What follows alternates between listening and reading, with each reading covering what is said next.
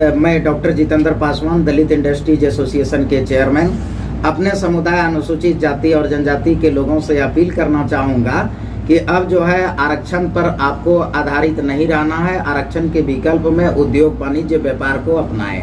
अपने घरों में अगर उद्योग लगाना चाहते हैं तो कुटीर उद्योग से शुरुआत करें और जो है हैवी इंडस्ट्री तक पहुँचने का प्रयास करें।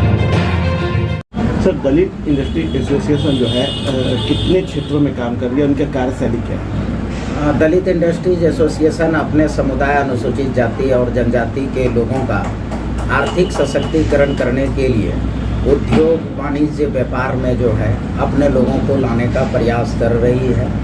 और उद्योग वाणिज्य व्यापार के जितने भी सेगमेंट हैं वो सभी सेगमेंट में कार्य कर रही है। कुटीर उद्योग, ग्रामीण उद्योग, MSME, heavy industry, large scale industry, startup and innovation, इसके बाद जो है एग्रीकल्चर, एनिमल हस्बेंड्री, डेयरी, ये सारे चीज़ों में जो है कार्य कर रही है। सर, शुरुआत से लेकर अब तक में कितने लोग हैं जो इससे जुड़े और सफलता के मुकाम को हासिल किए हैं? दलित इंडस्ट्रीज एसोसिएशन जो है अभी नॉर्थ इंडिया के लगभग सभी जगहों पर है और साउथ इंडिया के वहाँ इनडायरेक्ट रूप से अभी कार्य कर रही है। वहाँ के स्टेट गवर्नमेंट से मान्यता नहीं मिली है लेकिन कार्य कर रही है। सर, नॉर्थ इंडिया में वैसे जगहों का नाम थोड़ा बताएंगे सर, जिससे कि हमसे जुड़े लोग उसको सुन के वहाँ तक पहुँच सकें? हाँ, अभी बिहार है, झारखंड में, मध्य प्रदेश, उत्तर प्रदेश, छत्तीसगढ़, हरियाणा में है, पंजाब में है हम, इसके बाद राजस्थान में है और गुजरात में भी चैप्टर खुलने वाली है। तो यहाँ लगभग नॉर्थ इंडिया के जो है लगभग पार्ट में अभी है और हम लोग साउथ इंडिया और नॉर्थ ईस्ट पोर्शन को अभी कवर कर रहे हैं।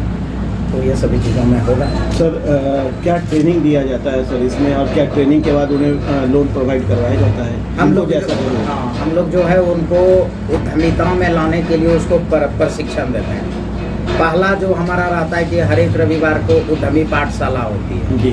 तो उद्यमी पाठशाला में उद्योग वाणिज्य व्यापार से संबंधित जितना भी नीतियाँ और केंद्र और राज्य सरकार की जितनी योजनाएं हैं वो समस्त योजनाओं को जो है उसमें पढ़ाई जाती है, बताई जाती है। ये तो फर्स्ट पेज का हुआ। सेकंड पेज में क्या हुआ कि 7 दिवसीय, 15 दिवसीय और 27 दिवसीय जो है प्रशिक्षण उन लोगों को देते हैं जो अलग अलग चीज़ों में उनका रहता है। मान लेते हैं कि पशुपालन से है तो पशुपालन का हो गया, डेयरी का हो तो डेयरी से हो गया, या सामान्य जो उद्योग है उन सारी चीज़ों को उसको प्रशिक्षण जो है प्रदान की जाती है, सर्टिफिकेशन की जाती है, उसका डॉक्यूमेंटेशन किया जाता है और उसको जो है पूंजी भी व्यवस्था की जाती है। सर, क्या अदर कास्ट के लोग, चाहे वो फॉरवर्ड हो चाहे वो बैकवर्ड हो, क्या आपके यहाँ से उनको भी हेल्प होता है, सहायता होती है, या फिर ये सिर्फ अनुसूचित जाति? नहीं, दलित इंडस्ट्रीज एसोसिएशन जो है सिर्फ अनुसूचित जाति और जनजाति के लोगों के लिए जो है कार्य करती है। परंतु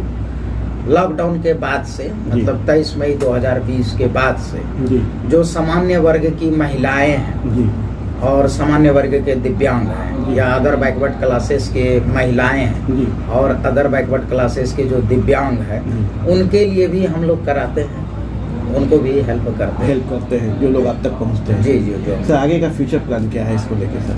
नहीं, अभी तो हम लोग देखिए, बात है कि यह सेगमेंट छूटा हुआ था। अभी हमारे समुदाय का जो आर्थिक स्थिति सुदृढ़ करने का एकमात्र माध्यम था हुआ था आरक्षण के आधार पर सरकारी नौकरी करना या फिर जो है आरक्षित सीटों से इलेक्शन लड़ना। इसके अलावा उनके पास कोई नहीं था जी। दलित इंडस्ट्रीज एसोसिएशन ने अपने समुदाय के सामने एक तीसरा विकल्प रखा कि हम जो है उद्योग वाणिज्य व्यापार में जाएंगे जी। और उससे आर्थिक सशक्तिकरण करेंगे, या यूं कहें कि आरक्षण का जो विकल्प है वह है उद्योग वाणिज्य व्यापार। तो हम अपने समुदाय को यह समझाते हैं कि आरक्षण अब जो है लगभग खत्म होने के कगार पर है या उसका स्वरूप बदल गया है। तो इस अवस्था में अपनी आर्थिक स्थिति को सुदृढ़ बनाए रखने के लिए आपको जो है उद्योग वाणिज्य व्यापार में आना ही होगा। तो सरकार से कितना सहयोग मिल पा रहा है या सरकार नकारात्मक? देखिए, सरकार का पॉलिसी क्या रहता है कि एम्प्लॉयमेंट जनरेशन करना है और टैक्स पेयर उत्पन्न करना है। ये तो सभी सरकार का रहता है। तो टैक्स पेयर उत्पन्न कैसे होगा? ये तो उद्यमिता से ही होगा जी। और उसमें स्वरोजगार जो है स्थापित करेगा, मतलब एम्प्लॉयमेंट जनरेशन कैसे होगा? तो एम्प्लॉयमेंट जनरेशन भी तो जो है एंटरप्रेन्योरशिप से ही होता है। तो सरकार तो इसमें 100% मदद करता है, लेकिन समाज में जो है जो उद्योग वाणिज्य व्यापार के प्रति भ्रांतियां हैं, उस भ्रांतियां के वजह से जो है अभी अधिकाधिक लोग इसमें नहीं आ पा रहे हैं। भ्रांति यह है कि सिंधी ही बिजनेस करेगा या मारवाड़ी ही बिजनेस करेगा, तो इस टाइप की भ्रांति, ऐसा बात नहीं है। कोई भी व्यक्ति जो पढ़े लिखे हैं, बिना पढ़े हुए लोग हैं, दिव्यांग है, महिला है, जो जिस अवस्था में है वो जो है उद्योग वाणिज्य व्यापार कर सकता है, अपना आर्थिक स्थिति सुदृढ़ कर सकता है। ये भ्रांतियों से जो है समुदाय को दूर रहने की आवश्यकता है। सर होली आ रहा है सर, शुभकामना देना चाहेंगे बिहार के लोग? देखिए जी, ऐसा है कि हम तो मतलब उद्यमिता में हैं और हमारा समुदाय जो अनुसूचित जाति जनजाति के लोग हैं तो वह अम्बेडकराइस्ट है, और अम्बेडकराइस्ट लोग जो है हिंदू के धर्म और त्योहारों को ज़्यादा ये जो है नहीं करता है। तो यदि हम जो है देंगे तो यह होगा कि हमारे समाज जो है इस कुर्सी से जो है सुनना पसंद नहीं करेंगे। फिर भी हम देशवासियों को जो है होली की शुभकामनाएं देता हूं। अंतिम सवाल है सर कि इस एसोसिएशन को बैंक का कितना सपोर्ट है? देखिए, बैंक क्या है, बैंक जो है कभी भी उसका जो है जो शुरू से ही हमारे समुदाय के प्रति उनका जो है मना पॉजिटिव एटीट्यूड नहीं रहा है और मित्रवत वो जो है नहीं कि व्यवहार नहीं रहा है उसका।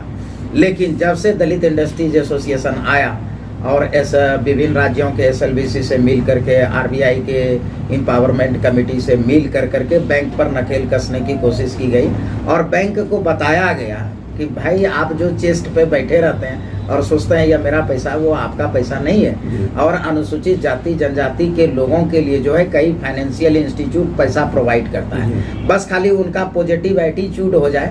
लेकिन अब बैंक भी सपोर्ट करने लगा है।